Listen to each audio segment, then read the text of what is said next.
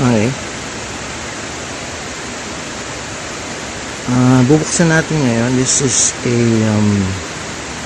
tripod for cameras. Okay. And matagal na rin ako bumibili from Lazada. And since ang dami ko naman binibili, so naisip ko, why not, post it yung mga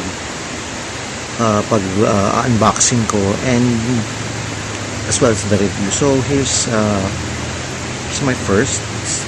As I said, it's the a tripod for a camera. Okay, let's try and open this now.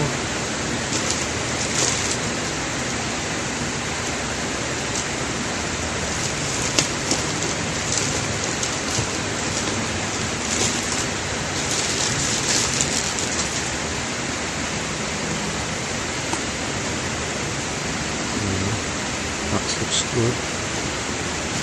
Yes.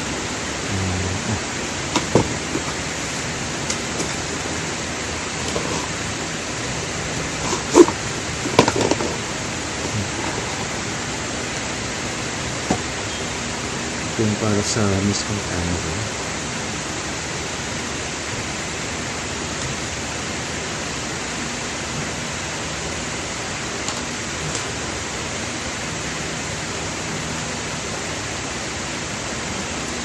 Okay. So looking at this, actually pwede siyang pang normal camera. And then this one is for the phone. For camera.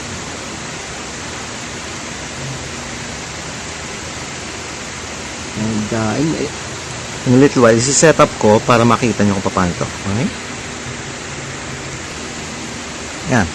It actually looks good. It's solid, no? And yung pagkakabit nito, yeah, it's firm. Now, I'll try to set it up upright. So, ito, naka-set up na.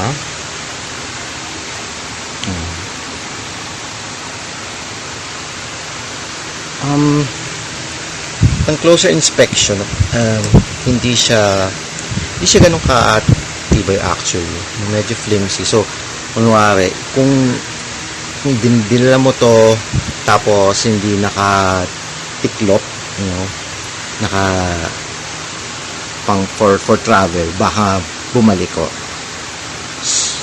Kaya tip lang is, kung dadalhin nyo, iligpit na talaga. Might as well ilagay mo sa box. Pero pwede na actually. Pwede na to. So, okay. So that's it.